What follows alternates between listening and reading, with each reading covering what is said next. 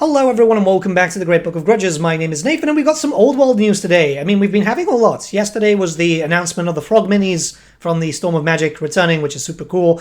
But today there's been a old world almanac and it's giving a little bit of information of where the story is going, a little bit of a hint towards the Cathayan stuff, and we'll jump into that in just a second, and potentially some Dogs of War stuff. So yeah, let's just jump right in. Alright, so first things first, we do have a map update here, which we can see a bunch of High Elven fleets now surrounding the coast of Bretonnia, some around the Badlands and obviously the Southern Realms, and one very up close to Norska. This is something expected, as we now know through the lore, which, by the way, the article is linked in the description below, which explains a little bit more about it. But yes, the High Elves, with this arcane journal specifically, hunting down the Beastman, and they're also working around the satellite states that they've got for Orth 1. So there's a bunch of High Elven states all over the world, and they're trying to keep an eye on them because some of them have fallen. One thing to note here is we do see two faction icons in the Southern Realms, one in Estalia and Margarita, and the other one in Talia in Remas, which was where the Riemann Empire first started. Yes, there was a Roman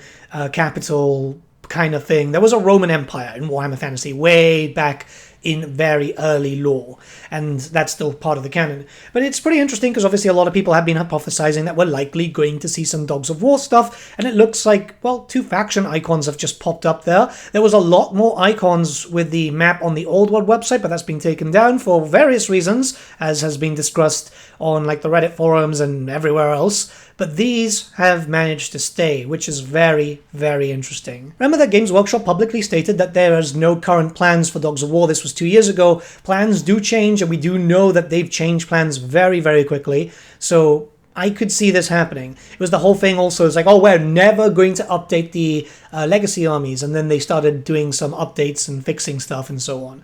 So I'm telling you, this looks like a Dogs of War hint for the future. But that's not the big thing. Let's talk about something else. There's a little mention here regarding where characters are and why some aren't here, like for example Tyrion and Teclis, which eventually do become more active during the Great War. And they're saying like, hey, we might see that in the future, which is kind of confirmed anyway because they said eventually it's going to lead to the Great War against Chaos. This was at the Warhammer Fest Q&A.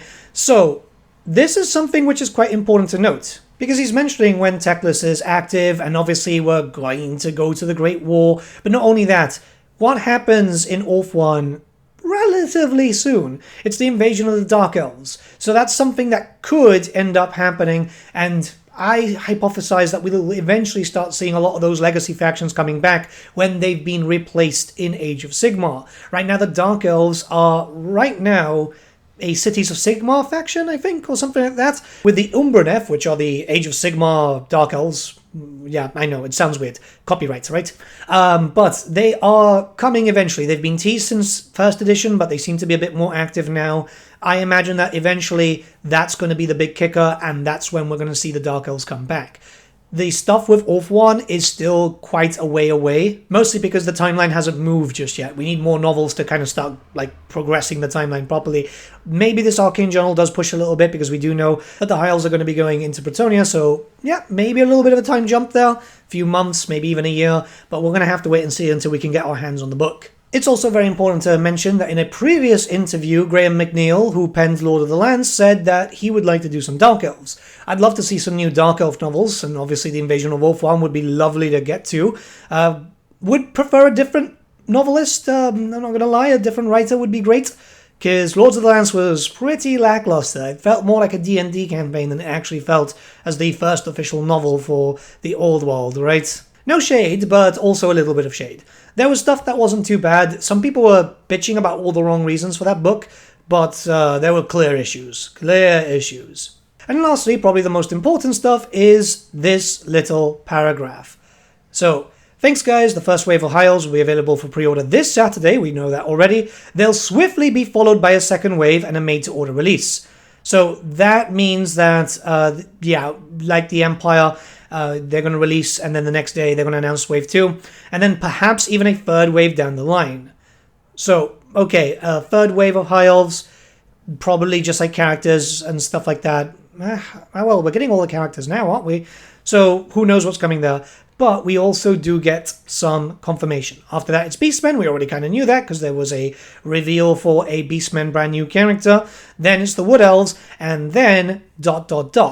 Cathay was already listed on the roadmap, so it looks like Cathay is next. It does look like the releases are going faster too, so I'm expecting that we'll have the High Elves out pretty much by the end of March, maybe the Beastmen in April, the Wood Elves in May, and then likely, if everything is going as quickly as it's been going so far, I could expect that we could get Cathay, because that one's going to be a big one, in June, July, which normally they do a big release around then, so I could imagine, Emperor's Children alongside Cathay, that will get them a lot of money for both departments, because they've got the sci-fi and then obviously the fantasy department.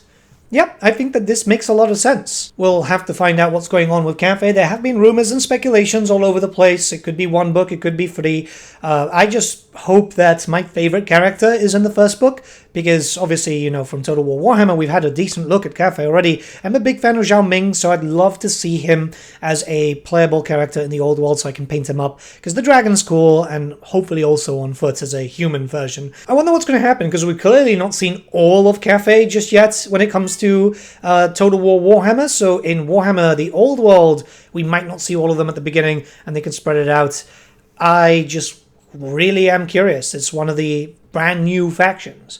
No word on Kislev just yet, but I guess they're waiting till we get closer to the Great War before we start seeing more of Kislev, which is a bit of a shame because it's already mapped out, so it would be nice to at least get some models out and play around with it, right? That's all for today. Let me know what you guys think in the comments below. Let's start a bit of a discussion. And also, if you want, once again, I'm just reminding you, the link to the article is in the description of the video. Have a great one, guys. I'll see you all again very, very soon. I am going back to painting. I'm actually about to finish off a Chimera, which I don't know why I'm using one, because it's not in any of my lists. But okay. See ya, guys.